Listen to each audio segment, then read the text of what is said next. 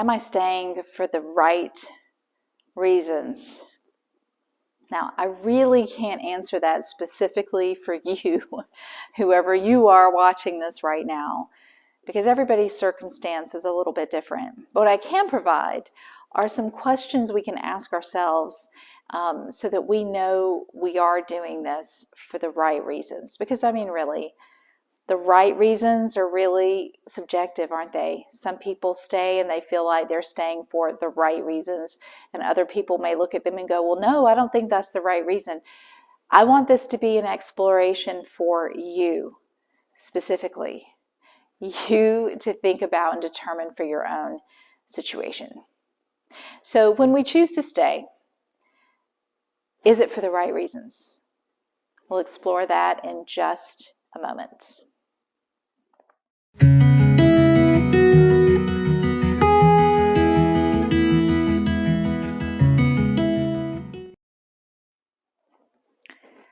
All right, so are we staying for the right reasons?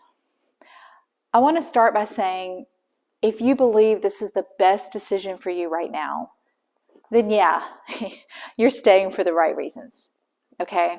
Now, I want to put a caveat here, and I think I've said this in previous videos, and I'm going to say it again. If you are in an abusive situation, either emotionally or physically, okay, then if you're staying out of fear, I don't think that's the right reason. I really, really encourage you to go get the help you need to get out of any abusive situation. But I am talking mainly to those of us who are not in abusive situations necessarily.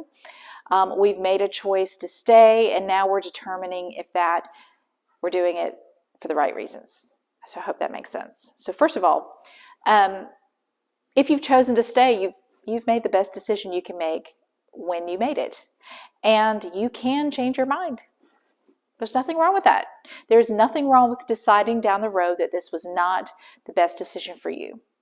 But if you're choosing to stay and you just want to make sure that you're doing it for the right reasons, let's explore what is involved when we choose to stay. Like, what are we asked to do or called to do when we choose to stay in a marriage after an affair? Well, we are asked to stay in a marriage with someone who hurt us tremendously, right? We may have to deal with things like trickle truths. Some of us have had to deal with that. We may even have to deal with another D-Day. That is a possibility.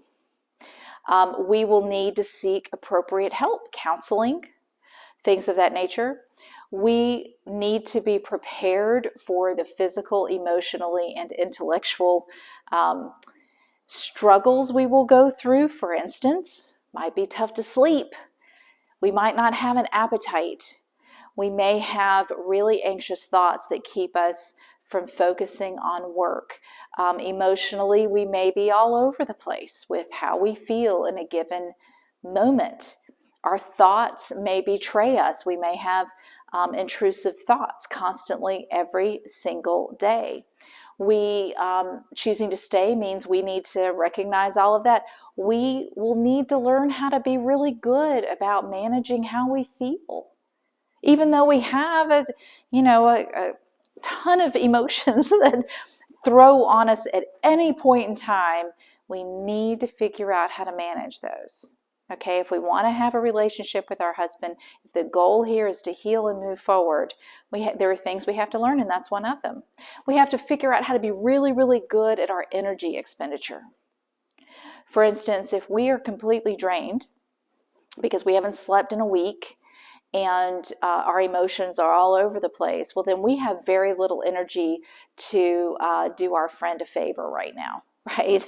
We have to learn how to manage our energy so we're not completely depleted. Because honestly, right, healing takes a lot of energy. Grieving takes a lot of energy. We find ourselves drained more often than we find ourselves whole. So energy expenditure is very important. We will have to learn how to set very clear boundaries if we choose to stay. Very important. Okay, we're going to have to figure out what's okay, what's not okay. We have to protect our emotions, our thoughts. We have to protect our physical self. There are things we're going to have to do, and we're going to have to enforce these boundaries, which is going to take what? Energy. You see what I'm saying? So energy expenditure, boundaries, all of these things are very, very important. And we're going to have to learn how to take care of ourselves. We're going to have to treat ourselves with so much love and compassion because we are so wounded. So to choose to stay means all of those things. All of them. If we've chosen to stay, this means that we need to be willing to do those things. We need to be willing to face those things head on. We need to be willing to do the work, the healing work that needs to be done, right? So if we stayed, but we're not willing to do those things, then maybe we didn't stay for the right reasons. And here's what I mean by that. If we're not willing to do the work that may be required of us to simply function and be able to stay in this marriage, then we're wasting both our time and his. But if we're willing to put forth the energy and the effort to heal ourselves, to grieve, to work with a counselor or coach, to do work on ourselves, to be the happy, healthy person we want to be, to go through the grief process, to work on managing our emotions, to watch our energy expenditure, to set healthy boundaries. If we're not willing to take those steps and do those things, then staying, that's not a good reason. We don't have a good reason to stay at that point. So when we ask ourselves, did I stay for the right reasons? It's subjective. It's really up to you what that looks like and what a right reason looks like. But underneath the surface of that is, what are you willing to do in here? Just choosing to stay is not enough. Okay, and it's not, we need to not have the mentality of I'm going to stay and he has to do 100% of the work. Oh, he has to do 100% of work on him, but we have to do 100% of work on us. Okay, so if we're not willing to do it, then I don't know, maybe we didn't make the right choice. Maybe we are not doing it for the right reasons. But whatever your reason, okay? Second guessing yourself constantly, always asking the what ifs, always having doubts, things of that nature, that can eat your soul away. And it can really, really prohibit forward movement in the marriage. If your husband's trying and you're still back here wondering, did I do it for the right reason, then things are not going to move forward. And really, you want forward momentum as best you can. And it can be slow. Oh my goodness, it can be at a snail's pace. At least it's moving forward. Now, I know why this question comes up sometimes. For the kids. I'm going to stay for the kids. So I'm going to address that specifically. I have 2 children, and I know for a fact, because they're both adults now, 18 and 22. We were separated twice, but the first time we separated, I think it did take them by surprise. I don't think they knew there was a problem, because here's the thing, I didn't know there was a problem. I found out about the affair, I was blindsided, okay? But the second time we separated, they knew before we separated there was a problem. So I think sometimes we assume that the kids are better off if we stay together as a family unit. But if you're only staying for that purpose and all of those things we talked about a couple of minutes ago, all of the things that are going to be required of you, if you're not willing to do those things, then are you doing your children any favors? Because this marriage is not going to survive. You might not survive. And I care about you. I care about your mental health and your emotional health. And if you are not prepared to or not willing to take care of yourself and do all of those things and really work through your healing and work through your grief and all that kind of stuff because you chose to stay in the marriage just for the kids, then you're doing more damage to yourself and your children than you are helping anybody. So really think that through. Children, they're resilient. If it is done well, if separation and divorce is handled in a good way, in a way that can be done in a healthy environment, where mom and dad are getting along and there's not bitterness and they're able to work things out, the kids will be okay. I promise you, my children today, had I divorced, they would have been really happy for me if that was the best choice for me.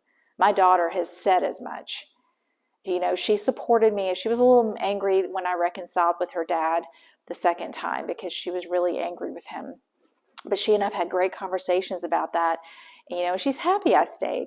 But at the same time, she looked me square in the face and said, but had you left, I would have understood and I would have totally supported you, Mom. I want you to be happy.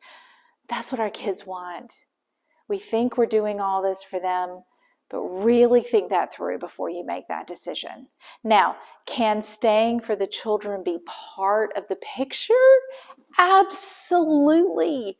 If you're ready to dig in and do that healing process and work on those boundaries and you're ready to move forward and you want to stay because you want the kids to have a whole, the family intact and your husband wants the same thing.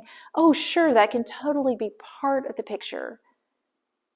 But if it is the only thing holding you there, it is not going to stick. You will be miserable. And again, I care about you. I really care about you. So think that through. I cannot encourage counseling enough or getting a coach. I'm a coach. Work with somebody like me, but have a person who can talk you through these things. Help you, because when you find out about the affair, you don't have to make a decision ASAP. Okay? If you're watching this and you just found out, hang on.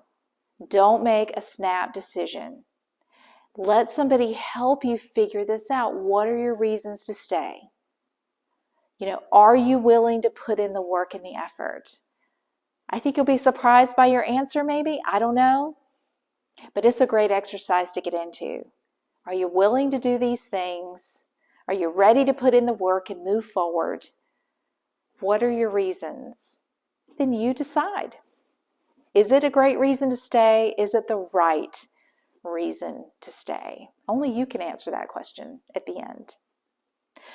All right, I hope you got a lot from this video. I know this is one topic I hear quite a bit in the Facebook group. And speaking of Facebook group, right below this video are some freebies. Make sure you click both of those free links and then join our Facebook group if you have not already. And if you like this video, I have more. Check them out on my channel and do subscribe because that way you don't miss a single one. Okay, I hope you are able to go through this exercise and figure out your reasons for staying and hang in there. I know it's a tough process, but you got this.